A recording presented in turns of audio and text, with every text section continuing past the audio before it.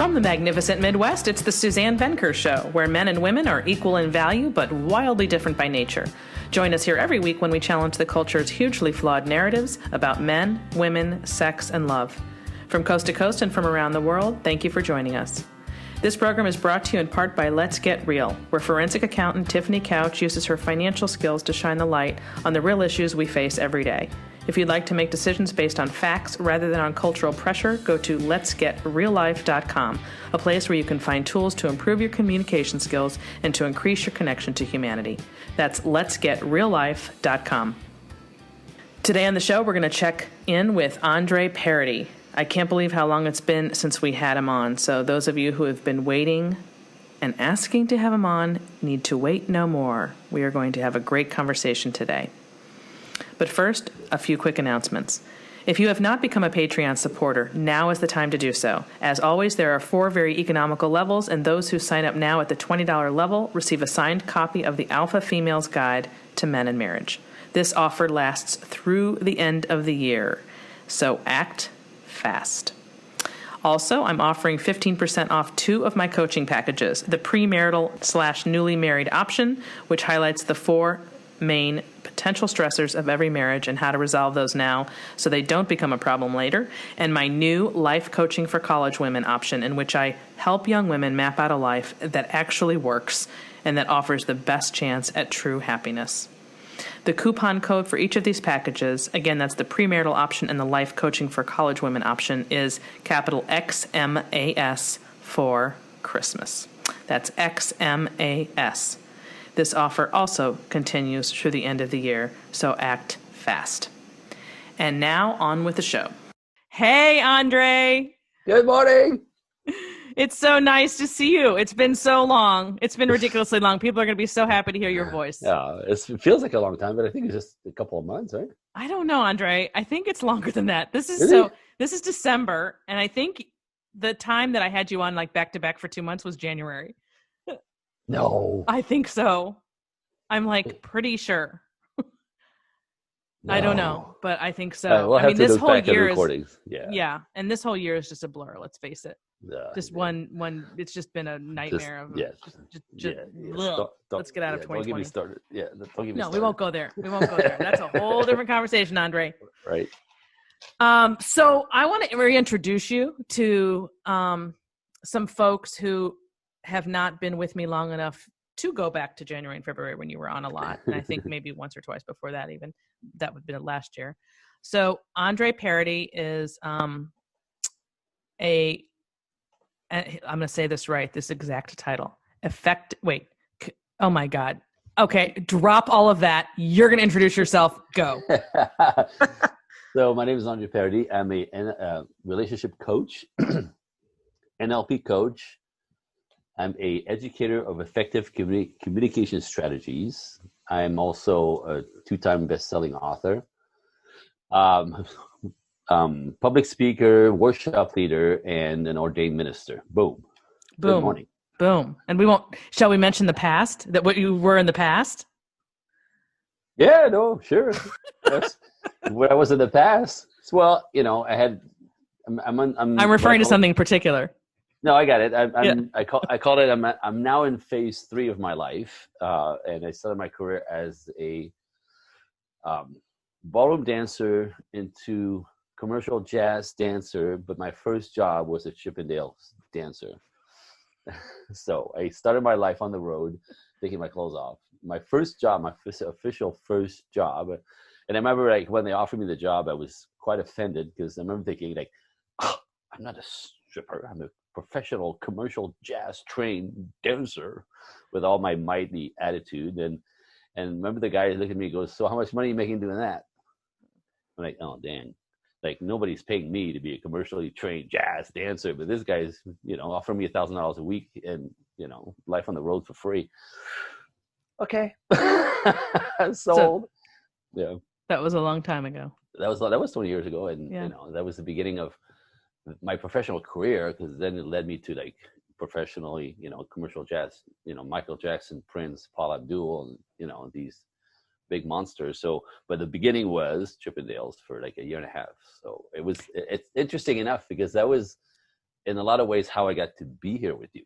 Like, you How think so? that from the masculine, the idea of life on the road, sex, sex, drug, rock and roll and all that stuff, which was fantastic. I was 26 years old. It was absolutely fantastic. But within 3 months, within 9 months, we went in cycles of 3 months at a time. So 3 months on the road, we come back to LA for a couple of weeks, you know what I mean? Mm-hmm. By the third 3 months, so 9 months into it, it started getting weird. And I realized that as much fun as that was, I saw the danger that it was creating to my brain. I saw the danger of getting sucked into a life of debauchery for sure, but also it kind of twists your brains. When you get this, and this is what happens to celebrities, from my perspective a lot, is when you have no responsibilities, or that you make so much money that you have there's no scarcity, and like things are just, and you have money and time, right? Mm-hmm. You have time if there's nothing to do, mm-hmm. But like, so all you do is have fun. Your job is fun, and in between you're having fun, and it's all fun. It's fun. No responsibility, fun. Sex, drugs, and rock and roll. And after a while, in order to have fun, you get used to fun. So what happened is you have to up what's fun. You see what I'm saying? Mm-hmm. So you get a little crazier. I was just talking about this weekend, actually. You get a lot crazier, just a little bit, just because it's fun is normal. So you have to up to have fun, and up to have fun, and weeks, and so up, and this is what happens. I think I've seen it to happen to celebrities, and experienced that myself. Like, you become demented. Like, you need to have fun after a while, especially, if you're a celebrity and you're isolated and you can't go in public, you can't go to the mall, you can't go to this park, right? Like, so you have to hide in your house or somebody else's house all day. Mm-hmm. So then you get your homies in, right? And then you get the girls in, and then you get the drugs in, and it's 10 o'clock in the morning, and you're having fun.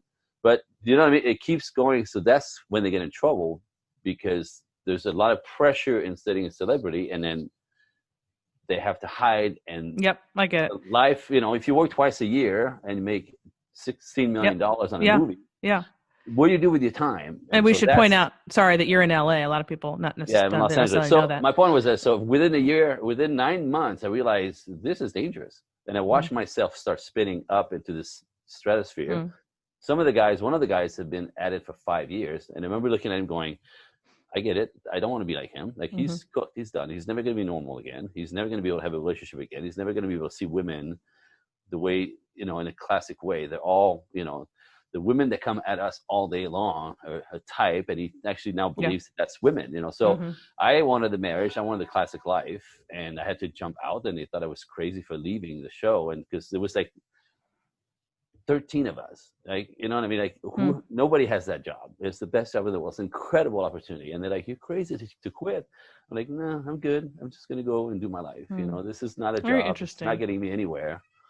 But I mean, it was the realization of the danger and the fact that I'm actually quite classically wired. And what I wanted was not that. So got it. Okay. Anyway. So to fast forward a little bit, if anybody goes to your site, so it's projectequinox.net.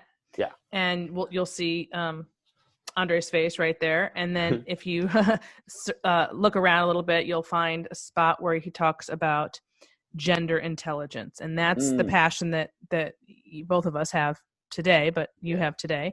And so I hadn't heard it phrased in that way before I met you. So I'm going to let you just sort of define what that is for people. Yeah, and by the way, I stole that from Dr. John Gray. He's the one who... Oh, I had him on recently, and we didn't get to that. Okay. Yeah, no, but, it's interesting because that term, like, offends a lot of people.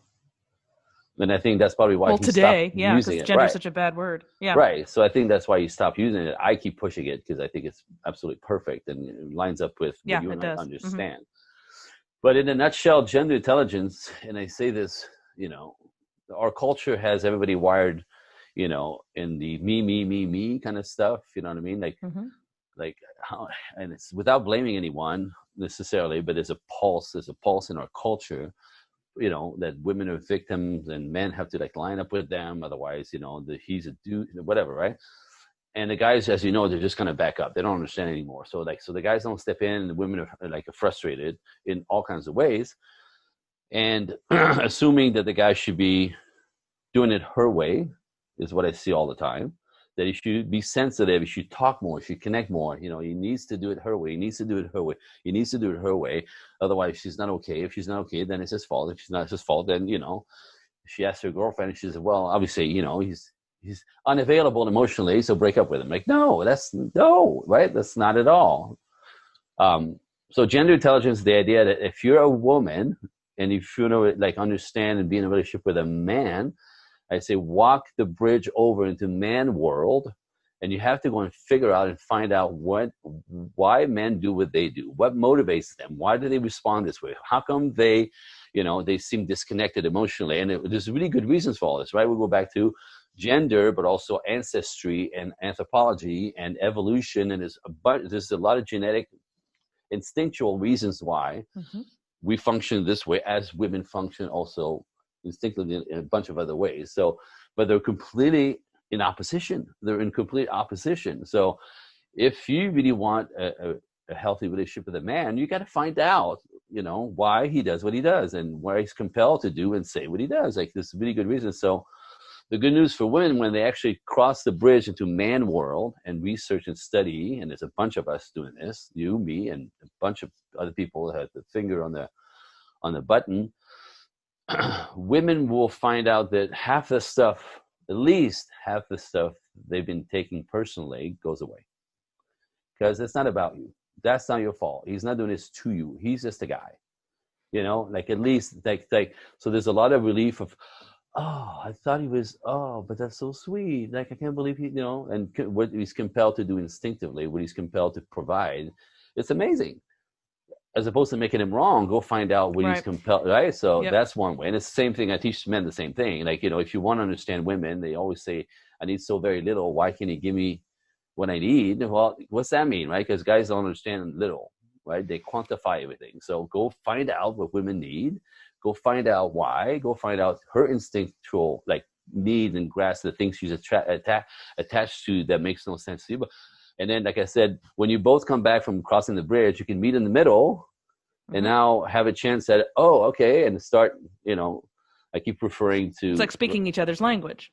Speaking each other's language, and also learning to dance together, right? You're two separate entities coming together for a new entity called the relationship. So now we partner into dancing together. It's like dancing. When you start dancing together, you step on each other's toes, and it's clunky, right? So... Yeah, and excuse me, the number one impediment to that, in my opinion, has been this, of course, and we've talked about this endlessly, the message of equality, which undergirds the whole thing that you just described, because it connotes or suggests sameness. And that is what the millennial generation in particular has been raised to believe, which you can see firsthand in coaching, where essentially my couples are living like roommates. I don't necessarily mean they're not having sex. I just mean they're living, their monies are separate. They are thinking of each other as mirror images of themselves, as though they are just the same human with a different body part. And that mindset is what's screwing everything up. So when I come along to teach exactly what you're talking about, it changes overnight. They can put something into action of what you're calling gender intelligence, or what John Gray did, and see immediately what it does, but they've never been taught. They just simply haven't. So they go into it with this completely different mindset. And what I wanted to ask you about was this guy that I was introduced to just this morning. Actually, I already watched a couple of his videos. His name is Kevin Samuels. He's a black guy who has a YouTube video, and I guess, I'm not sure what his title is exactly, but he has these conversations with young single women as an older man. And now his focus is about the black community. So he focuses very much about black women and black men. Although the two things that I saw this morning could easily apply to it doesn't matter whether you're white or black or anything else. It's just human nature. But for whatever reason, he's honing in on the black community because, well, whatever, because he wants to. He's black as himself. So it was interesting watching that, because what comes through in probably any of his videos, but the two that I saw this morning were that, I don't know how old he is, but he's talking to roughly 30-year-old single black women who think they have it all going on because they have a PhD and they make six figures and they cannot find a man and can't figure out why. And he's having to explain in layman's language, the way that you and I do, why that is. And these poor women just can't hear it. They cannot wrap their brains around what he's saying. It was fascinating to watch. See, I deal with this, you deal with this behind the scenes, but when you watch two people discuss it on camera like that, I found it fascinating because it's so clear on one end and so completely confusing on the other that you think, oh my God, the disconnect is just enormous. Yeah. No, I mean, it's so, when I work with clients, they come from that exact place, right? They've been raised to be strong, independent, and powerful, which is nothing wrong with that, except that, they become over-calibrated in their masculine. We both have masculine and feminine. And to me, in my world, when I work with my clients, is like, there has to be balance. You use your masculine when it's appropriate. The rest of the time, if you're a woman, I say this straight up, like, you are a woman, right? Your operating system is more to be connected, to be part of community, right? To be not so competitive, but to bond with the people around you. So you can be competitive at work, and there's a price to pay for this. But I say, when you're done with work, leave your manhood at work, get in the car, and when you get out of the car, wherever you get out of the car, be a woman. Okay, now I'm going to stop you. Hold on, I'm going to stop you right there because I want to spend most of this time together talking about the difference. But excuse me, not the difference. Sort of the difference. What masculinity and femininity looks like and what it means, because people keep coming back and asking, well, okay, I hear what you're saying, but what does that look like and what does that mean? So you just sort of touched upon it there, and I can hear people saying, so are you saying that when you're at work, you're putting out male energy, and then at home it should be different, and if so, what does that look like and why? Right. Yeah, that's what I was going to. Like, when I say this to my clients, you have masculine is fine, but you have to step into your feminine if you want to experience the other side of life with men, in love, with relationship, but not only with the relationship with, like, a love relationship with men, but when you operate from that perspective, watch all males respond to you differently, right? Like, your father, your brothers, your cousin, the guys at work, the kids, the boys, also women actually will come around differently, and animals and dogs, right? You become this magnet. And I was saying this is when the first conversation, when I say this, you have to step into your feminine, and they go like this. Nobody can see you right now, but you're looking up like, what the heck does that mean? Yeah. Crickets. They have no idea what I'm talking about. I think they only think that means high heels and painted nails or something. Often get this, depending on the calibration. I've heard this so many times. They go, oh, so you just want me to dumb it down and wiggle my butt like Marilyn Monroe? I'm like, is that what I said? That's not what I said. Why? Where are you going with that? Like, that's not what I said. I said, you have a problem. You're calling me because something's not working, and I'm telling you, as you know, this is probably what's happening. So let's go see what that looks like and why, but they go right to, wiggle my butt. What they've been taught to associate it with. And dumb it down. I'm supposed to dumb it down for some dude because his little ego can't handle his phone. I'm like, that is not what I'm saying, right? But if you're going to have that attitude, well, here we are, right? You're exactly. Who's going to deal with that? Right? Like, so for the masculine is, if we're going to break it down, left lobe, it's linear, it's direct, it's competitive, it pushes through, it creates, it penetrates, it forces, it controls. That's the masculine, right? The feminine is the flip side, the right brain. Again, we both have both, and they're calibrated differently for most men. They're more masculine, but not necessarily, as we know now, and the same with women. The feminine is more creative, it's more going with the flow, it's more experiencing life, it's more being to be able to be vulnerable and receptive, magnetic, and all this stuff. So there's a letting go of anything from the feminine side, much more so than to be controlling and pushing. Now, we know now that regardless of your gender, by the way, there's two. Don't get me going. Sorry, that went over my head for a second. Oh my God, no, that's definitely a different conversation. Don't get me going again. So depending of the body that you're in, you will be born somewhere on the continuum of a little more or less masculine and feminine. Fantastic, right? And the problem is when, as a woman, if you train yourself through the culture, through your mother, through your friends, through no real Teachers, mentors, mentors, or the even media. like a daddy, right? It starts at home with daddy. Yep. If a daddy's not, if daddy's not present or he's bad or dangerous, or you don't feel safe with him, you're going to have to take care of yourself, and throws you in your masculine. So often it's circumstantial. One of the things I love the most about my work is when I can explain to a woman how she got to be that way. Mm-hmm. So go ahead and do that. I love the way you do it too. Well, it's great. Typically we have to describe, figure out what's happened in her childhood. Like it takes me like 10 minutes and I'm there, because it's ABC, right? Where did you have, was he present? Was he present? Was divorced or still together? Mm-hmm. And if divorced, when? I was 4. Well, there it is, right? Mm-hmm. Or he was an alcoholic, and my mom had to Mm-hmm. do everything, and we moved like every 2 weeks, 2 months, 3 weeks. Like we moved around so much. He was unstable as a musician, whatever. Right? Like I could see it like this. So a little girl who doesn't feel safe with daddy, whether he was not present or mom was in charge and dad was too soft and let it all happens happen. a lot, right? Mm-hmm. He was there, but he's so passive, and Yep. she just had to like take over. So she was not. So then there's different levels of, I want to say, injury, at that age, that sort of makes us, all of us, by the way, make decision about life, make decision about relationship, make decision about love, make decision about who we are, right? So these things hit us hard, more or less. And again, there's different calibration. So when I can explain to a woman, oh, okay, this happened, right? And then, oh, so this is what happened to you. This is why, like, to alleviate their fear that there's something wrong with them. And it says, because, you see it because this was your circumstances, this was happened to you, you had to, and this is why you like this. So considering what happened to you, this is completely normal. Yeah. Oh, there's nothing wrong with me. I go, well, no, considering what happened to you, this is normal, right? Yep. So it's okay for you to.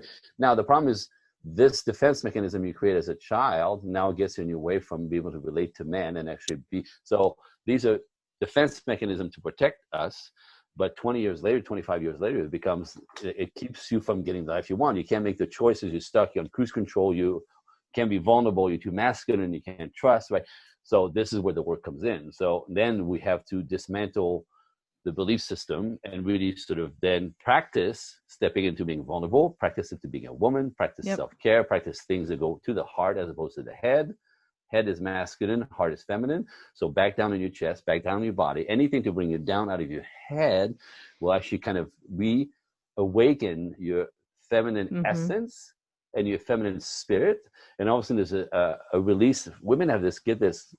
I don't know if you remember experiencing this, like this tension right between their chests, like right in the middle of the chest, between their breasts. There's this tension, this pulse, this hardness, this like this heart, like a shield.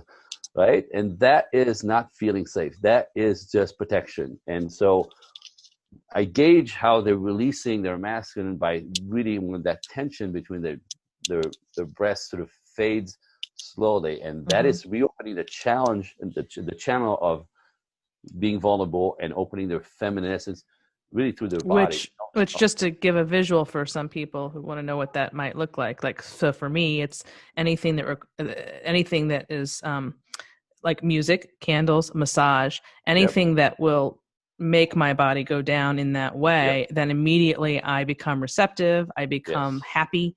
I smile more. I'm not stressed. I mean, that's really what we're talking about. We're going from like stressed mode to out of your head into your body, out of your head into your body. And like, just take 3 breaths. That'll take you out of your head. Yeah, right. Like, so there's a bunch of simple ways, but self-care and all that beautiful stuff to bring you back to the center, And by the way, by the time you get there, like I said, you're more, relaxed. The anxiety kind of leaves. So you're not creating anxiety or tension in the world. All of a sudden you're lovely to be with as opposed to be kind of comfortable to be with. Yep. You know what I mean? Like, instead of combative, you're just all mushy and relaxed. And what radiates from you is warmth and calm, and all of a sudden that becomes instantly magnetic to men and to children, to animals. Right now you like you radiate something that we want more of, like the sunshine. Like you just sort of, you become this is like so. I feel like everybody could understand that with a simple, by imagining what you feel and look like to one another after sex with your spouse. You sit there and you think about that for a minute. Consider yourself in the state that you're in a bed, let's say, after sex. and the way you relate to one another. And think about how natural that is. And it's coming from the physicality of your bodies doing what it did, right? But that way that you relate, and then, I don't know, fast forward 3 days when chaos is ensuing, it's 1:00 in the afternoon and you're like a completely different person. Mm-hmm. You want to keep more of the former at play as much as possible, even when there's sex, even when the sex isn't there. Right. But that idea of, like I said, if men, it's interesting. Men are living in their heads all the time, right? The idea of linear planning, plotting, life, like what we have to do for work and how we're going to continue retirement, paying the bill, right? All this, all of it, right? And women say, "Well, I'm in my head all the time as well." Absolutely, when you take that on, and the difference is, again, if you talk about the biological tide, which I think is a really great term. Like, if you have a male body, you have the male chemistry to naturally process life that way. It's not so stressful. The stress that creates is actually good for us. We become a little sharp. We're like a regular amount of stress of doing life makes us sharper. It kind of elevates our state of mind, and we're like, okay, it's on. You know what I mean? Mm-hmm. And that actually is invigorating for males to get stuff done, to push through, to get to work and go make it. It's invigorating. On a woman, it always takes your energy down, right? Yep. Now, get this, Dr. John Gray, he's very much into chemistry. The hormones. The past 10 years, hormones, stuff like this. Again, testosterone-driven, estrogen-driven, right? We'll call it a regular stress week. A regular stress week, right? Like, as in doing life, like getting up in the morning, getting dressed, getting showered, getting in the car, getting some food, and running and trying to get to work by 8:00, traffic, all that stuff, and then getting to work and then producing results and being competitive, and right. The regular, not the stress of being sick or something going terrible. It's just the stress of a regular week. Mm-hmm. On man, again, that sort of, okay, it's on, makes us more productive, sharper, mm-hmm. faster, smarter, more creative. Like, it sort of lights us up. The same exact thing for a woman to get to work and do the same thing that he has to do for her is 6 times more stressful. Times 6. No, there's data on this. 6. Mm-hmm. And you don't have the party because you don't have the testosterone to back it up. And that always is turning you inside out. It's always draining you. And that is the living proof of that, of course, is that's why my breadwinning wife clients are resentful, exhausted, mm-hmm. and miserable doing what they're doing. Yep. And the men, and I keep saying, if you reversed it, they would not be, the husband's not going to be resentful about having to go to work and produce an income. I'm sorry, it just doesn't work that way. Well, unless they're an undeveloped boy, and that's a whole nother, as I say, podcast. Right. Yeah, but, having a penis doesn't mean you're a man. No, a man in front of you, so but for grown men, right? But for a normal, healthy, healthy, real male, again, he's gonna feel more like a man because he's the one taking that on. He's gonna feel more like a man because he's got to go fight for it. He's gonna feel more like a man. It just fills the gap between, am I capable? And look at me, I'm doing it, right? Mm-hmm. I'm taking care of my family. He's going to be holding himself accountable and is going to be proud to be a guy who's doing all this to take care of his family. Like, there's a whole different mechanism. Mm-hmm. For a woman, you could do it. You've proven you can do anything. You can do everything. You've proven it. Yes, you're fantastic. You're amazing. Why, what is the price you're willing to pay to prove that? And now my clients, what is the price you're willing to pay? And now 20 years into this, you're resenting the guy because it's amazing. If you're going to do the work, he's going to let you. I know. So that's a really important point. Because mm-hmm. people will ask me all the time, so how come my husband wants me to work or lets me work? Now, I shouldn't say it that way. It's not about letting you. I understand. Why do they not get in my way, or why do they even expect it or ask it if they really don't want me to be replacing them? Right. In other words, you know what I mean? Yeah. And I have to explain that they're going to do ultimately what you want because they want you to be happy. And if they think you're working and that makes you happy, and they're not often making the connection that your misery and your resentment toward him is because you're working so much. Yeah, they don't even get it any more than you get it. Absolutely. It's so instilled in the culture. Yeah, and and there's another thing that most don't understand. We're talking. This is Alison Armstrong's work, like as far as like instinct and like the pulse of life, and what motivates me is different than motivates you. So you've been trained to be aggressive in business, competitive woman in the world, and that makes you feel really good because you're creating results and, you're independent. And then, it's just you feel important. Feeling important, but also feeling a safety. Like if anything happens, you can take care of yourself. Mm-hmm. So you're not vulnerable too, Mm-hmm. but if you're not vulnerable, this also creates another all set of problem. Anyway, but get this, for the masculine, it's incredible. And I know this because I have a male body, and somebody has to describe it to you for you to get it, even as a male. For the masculine, caveman, if something isn't urgent or super important, it doesn't matter. For the male, there's always a very acute awareness of spend of energy. And the body, the male body, the caveman, because he's going to have to go chase the mammoth, and hunt for 3 days, and it's going to take a huge amount of energy. In between those times when he's going out there to fight, push, hunt, conquer, fight the other tribe, whatever, in between those high energy demand times, he sits and recovers and rebuild his testosterone. Dr. John Gray talks about this. It takes like 30 to 60 minutes. When a guy comes home and sits on the couch, and you go, what are you thinking? He's like, nothing. Like he's actually in rebuilding his mm-hmm. chemistry mode. He does something big. He has to sit, recover, mm-hmm. Chemically, literally mm-hmm. testosterone rebuild, and then he goes out again, right? Yep. And the thing is about this, so there's a constant unaware, but there's a constant, the body knows when to stop. The body knows when to recharge. The body knows, sit. Right? Women don't have this. You don't have that awareness of your energy. So you'll go all day till you fall over at 11 o'clock, and now you're available to no one, mm-hmm. especially him. So for males, that's in the body. So when you take everything on and you won't ask for help, and you will take, you won't ask because he's not going to do it right. You're going to have to explain it, and it gets on your nerve. So never mind, I'll do it myself. You're training him to do nothing. And his body will go, fantastic, I'll do nothing. I'll sit here till I have to go and fight something. But if you take it on too much, you find yourself with a guy who does nothing. And if he goes to work, you're lucky. Right? Like that's perfect. That's a perfect way of explaining it. I wish, I have some. That's what happens. So women will say to me, well, in that understanding of energy, can't they tell that we're killing ourselves over here? And how come mm-hmm. they don't step up? Right? Because we assume you're not asking me, you're happy to do it, or you don't mind doing it, or, it's on, I'm not going to fight with you again. It's not, again, one woman last week said to me, like, that's really selfish.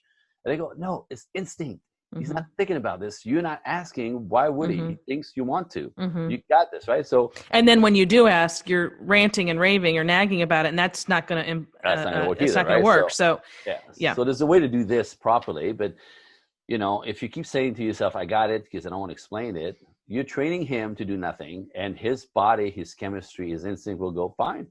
And I'll sit here till something comes up that could be dangerous that I have to handle. That's great. I love that. Again, explanation. It's not selfish. It's not selfish. It's not shallow. It's not rude. It's not crappy.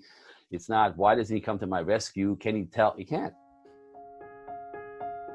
When you got married, things were perfect. You were both in love and life was good. Then somewhere along the line, everything changed. She changed, or maybe he did. Either which way, now your relationship feels, hard. I coach husbands and wives who feel lonely, disrespected, or misunderstood in their relationship. So many women today are desperate for their husbands to step up to the plate, to make a decision and to stick to it, to lead rather than to follow. Ladies, you have the power to make it happen. Men respond best to women who are grounded in their feminine core. As for husbands, so many of them want their wives to stop nagging and to just trust them, to smile more and to complain less, to look at them the way they did when they were first dating. Men, you have the power to make it happen. Women respond best to men who are grounded in their masculine core. The secret to lasting love rests in the masculine-feminine dance. Once you master it, your relationship will no longer be difficult. You'll be moving with the biological tide rather than against it, and that makes marriage smooth sailing. If you're struggling in your relationship, if you feel frustrated or alone, I can help. Just go to SuzanneVenker.com, that's SuzanneVenker.com, and click on the coaching button at the top. Don't wait another minute to acquire the mindset you need to find love and to sustain it. It's so much easier than you think. That's SuzanneVenker.com. Which goes back to our whole point about understanding the opposite sex and how not equal they are to you, because gender intelligence, yes. Yeah. because they are a different sex is critical, absolutely critical to the success of your relationship. If you don't have it, you will fail. It's that simple. And, because imagine, the flip side, imagine when you don't understand what his body's doing, right? Because there's a certain consciousness and there's an unconscious of the human animal, we call it. Like if you take that personal, now he's the bad guy. Yes, right. He has no idea, right? So like understanding that's what gender intelligence is so important. You have to understand what's happening to him, and he has to understand what's happening to you, even on a chemical level and on the instinctual level, so you don't take these things for what they appear, and then all of a sudden he's misbehaving, he's a jerk, he doesn't care, that's not it. No, and I would encourage anybody who's listening to this and perhaps hearing it for the first time, after you've listened to this podcast, scroll back down on the Suzanne Venker Show and find the one with John Gray, because we talk a great deal about this. So if you want more on this conversation, you can find that there. Okay, so I'm going to do something a little different here, Andre. So I normally have an email of the day at the end, and I'm going to skip that, and I'm going to read 2 emails with you that I want to talk about. Yes. Okay? They happen to both be from men, which is just a coincidence. This one's from Leonard. Dear Suzanne, excellent post, yada, yada. He goes on about some things, and then we get to the question. During my first marriage, we had 3 children, and my wife was doing well in law school. Oh. Hard, I know. Sorry, just law school. I know. Just the phrase law school, and all of a sudden you know what's coming, right? I know exactly what happened. I know. Okay, our marriage was in crisis, so I asked her to take 1 semester. Listen to this. I asked her to take 1 semester off from law school to focus on our marriage, as law school is a major marital stress, which is why we were laughing. Everybody knows that, I think, or should know that. She absolutely refused and denounced me for even suggesting it, and then proceeded to tell everyone how her husband wanted to control and oppress her and her ambitions. When a man attempts to assert himself, he is accused of being a narcissistic control freak. This problem is much worse than your post suggests, because he was referring to just, back to a post that I had written about something related to this. Yeah. Now he's divorced, needless to say, from that woman. Surprise. So let's talk about that for a minute. Okay. To me, the biggest problem with modern marriages is this idea that anything that gets in the way of of a woman's ambitions that are outside of marriage and motherhood, rather than understanding how those 2 things are in conflict very often, at least when you try to do them at that level, which obviously going to law school and having 3 children and being married does, that's just a no-brainer. At the end of the day, it's going to come down to, hey, look, do you want a successful life at home, or do you want a successful career? And when you're trying to do something that are in direct opposition of one another simultaneously, obviously something's going to give. So clearly that woman was choosing career over family, clearly, to the point where she's divorced over it. That the idea that he would suggest taking a semester off, if your immediate brain goes to an oppressor, that tells you all you need to know about where that woman's head is, and you're not going to remain married, obviously, because your entire mental marital mindset is flawed from the get-go. Mm-hmm. No, and so he's screwed. Like, what can he do? I mean, at that point, what else could a man do? I mean, once he's clearly married somebody, not realizing how deep that mindset was until he was knee deep in it. Yeah. To me, I'll take it back to the question that I asked them is like, what is it that you want in the end? Do you want to be on your own and badass, or do you want to be, with your family? Where do you want to put your energy? Like, you have to make a choice. You can't do both. No one can do it. Especially in the law firm. I mean, you're kidding me? Like, oh my God. It'll kill you, and then you'll have nothing available to the family and the kids, and you always resent them for like sucking you dry because, so like you have to make a choice. And I've had this conversation so many times, like, stop 1 second. It won't work out. So if you continue, you're going to lose your family, or you could pull back on your money-making machine that you so value. And I get this, you were raised that way. I get it. But which one do you want? Do you want the career more, or do you want the family more? Figure it out, because And of course the idea, oops, we paused here. You can't have both.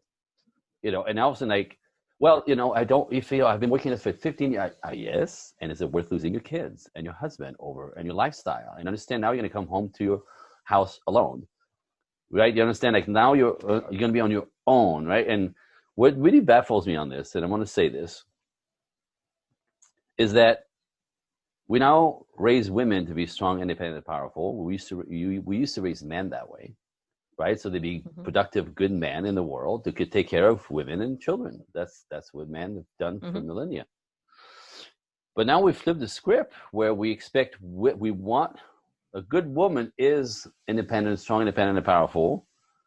And a good man is supposed to be passive and supporting her. We flipped the script completely against our own biological right makeup.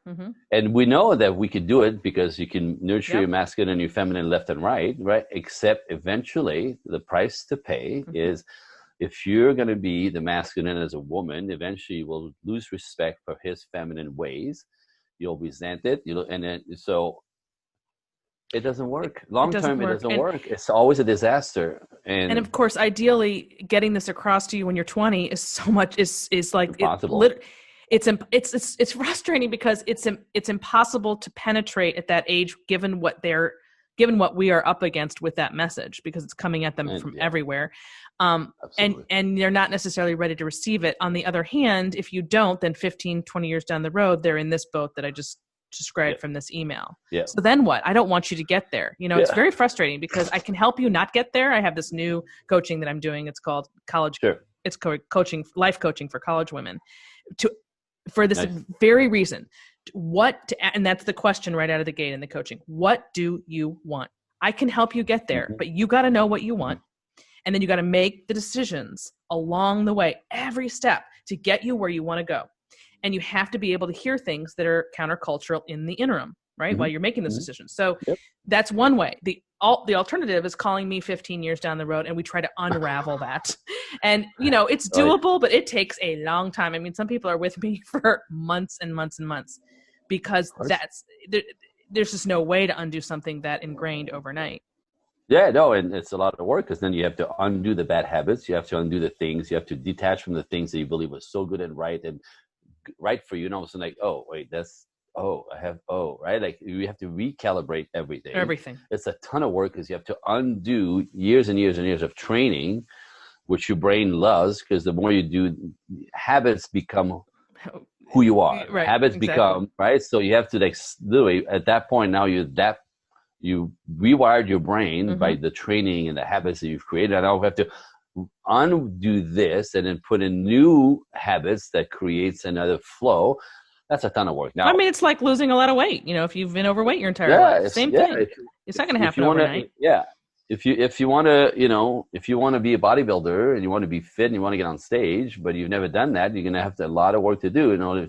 It's simple enough. You could follow somebody who's doing that and, like, change your lifestyle into, because it's not something you just do. You have to change your lifestyle and act like a bodybuilder, eat like a bodybuilder, train like right?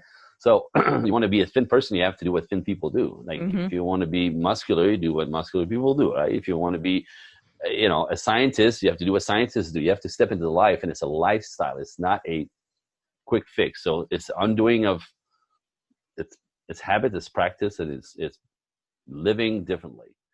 So women who raised to be powerful, strong first. Again, all of my clients, 35 plus, and the young girls are they're too young in a lot of ways. They don't want kids yet. They have to get to find out who they are and produce what they do. So they're not.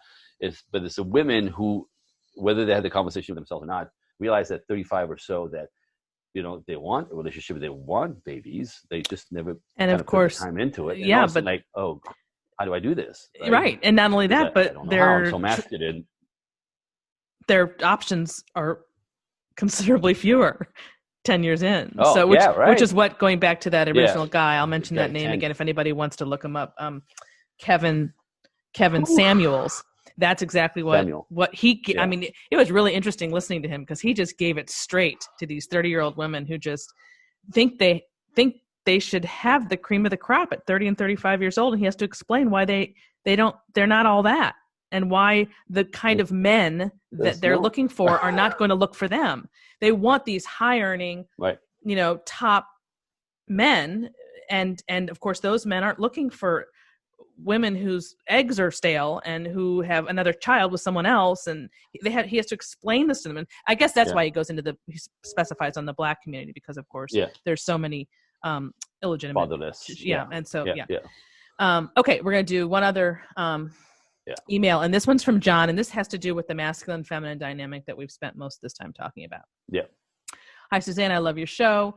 I wish I had known this material before the failure of my own marriage recently. And then this is really interesting. He's talking about the challenge in their marriage was of the stay-at-home mom situation, which he calls a prisoner's dilemma for men, which at first you're kind of like, what? But let me explain what he said. Our situation was that we both had equally paying jobs where we could flex our time to both 50-50, split care of our daughter. She was required by her workplace, his wife, to go back to work for 6 months to keep her benefits. After the 6 months, not knowing about female evolutionary biology at the time, I encouraged her to stay in the 50-50 situation because it seemed to offer the best of both the financial and childcare worlds. But this created resentment. And I noticed in her, and I noticed myself having challenges with this resentment from a male perspective. After a few years of the situation, she looked for greener pastures and had an affair, and we are now separated. In retrospect, it's very sad because I realized I was a very good husband to her, but I didn't know that listening to her and how she and I had both been brainwashed by the culture, as opposed to listening to her biology, would be our downfall. Oh, isn't that terrible? Ouch. It's just so sad because it's so fixable. It was so fixable under the right circumstances. It happens all the time. I know. No, I see that quite a bit because now options that women have, and sometimes they get a better deal, at work than he does. Right. So his job is predictable, and he's sort of at the pinnacle of what he's going to do at that point. And now she gets a promotion, and then she gets this, and she has to, and he's thinking from what he would do about her job, what he would do from a male perspective. Right. That's what he basically meant. I was just thinking about the money and the feasibility. Right. No, again, but this goes back to what we talked earlier about. If he doesn't have to do it, he won't. Exactly. If he doesn't have to do it, he won't. So she comes in with okay, bring this much, which means you're going to live in this lifestyle, and we're going to get these bonuses. He's like, wow, that sounds like a great idea. Yes. And the idea that she should be contributing as much as he is makes his life easier. And that her response will be the same as his. Right? Physiologically, that he didn't know she was going to become resentful over it. He's like, well, it sounds like a great plan, right? Yeah. You've been working on this for 5, 6, 10 years. So go, girl, right? And get those benefits, and we'll roll with that. You might as well keep going because, look at our lives. We have, right? And then as he pulls back, right? Because he doesn't have to, or whether he just stays the same.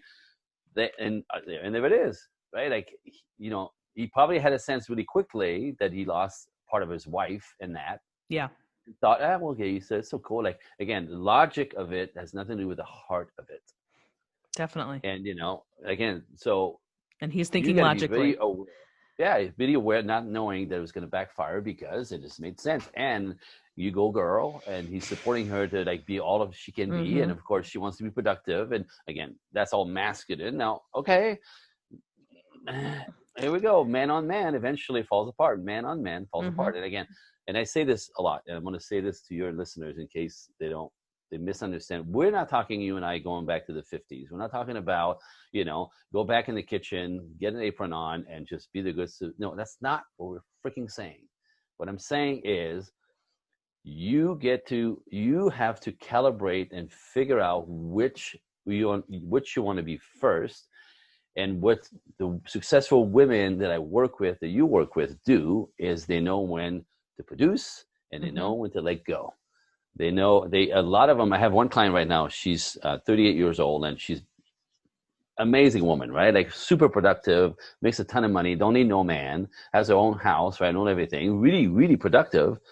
And she wants babies. She wants a husband, and 38. And she's like, TikTok, TikTok, TikTok. She hires me, and like, I don't understand. She's so manly, like the tone of her voice, like, I don't understand. I don't know, right? I'm like, okay, right?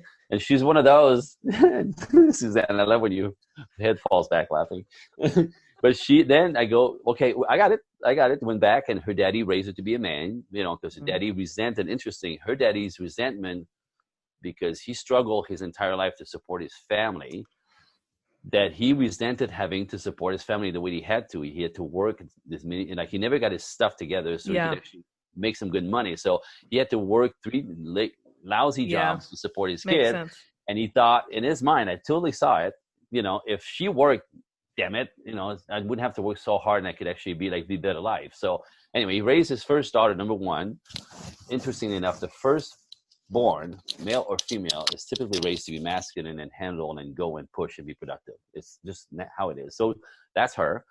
But with the push of that, he said, you need to stand on your own. You don't need to be a burden or no. Anyway, so that's why she's so badass, fantastic. But now she's like, men don't want me. I don't. Anyway, so 38, and within 2 months, that girl who's like went into, excuse me, I don't know how to put, the card in this meter for my parking. No, she's on a date with a guy, because she started COVID, right? Dating 3 guys right now. Yeah. Okay. This is right now. This is right. My client current right. And she's like, understands the magic of her feminine, and to make men step up and be heroes and step into their instinct. And this weekend she went on a date in a place where she knows her favorite restaurant, but the guy didn't know this and made the plan. And this meters with the card, right? That kind of stuff in the parking lot. And she's like, I don't know how to do this.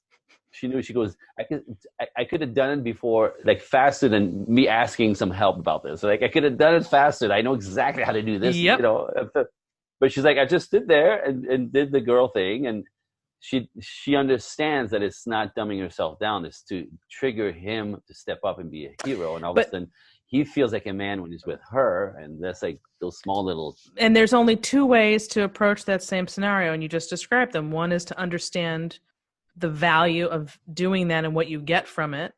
And the other is to be resentful of the fact that this is, quote unquote, the way it has to be done. Right? And you have this attitude of, well, why can't a man just get over it? And just the total refusal to accept nature and what is. And that fighting of nature is why you are single or unhappily married or whatever the case may be. Because you're fighting nature instead of just embracing it and going with it. And it takes a lot of, I know so much of this comes down, in my opinion, to maturity. Because, there was a time when mothers passed this on to their daughters about men and how to work with it, especially. I think we've talked about my big fat Greek wedding. Did you ever see that? Yeah, I love it. Great messages in that movie about this kind of stuff. Yeah. And you used to tell that to your daughters and it was fine. But since that's so not PC to do anymore, nobody's passing that on. Right. And the idea that you would, young women get upset by it, but give them enough years and they're ready. Like this woman, they're ready to hear anything. Yeah. Anything. Yeah. And, she's not trying, now that she gets the dance, right? This girl is smart. She is smart. And instead of going, you want me to do what?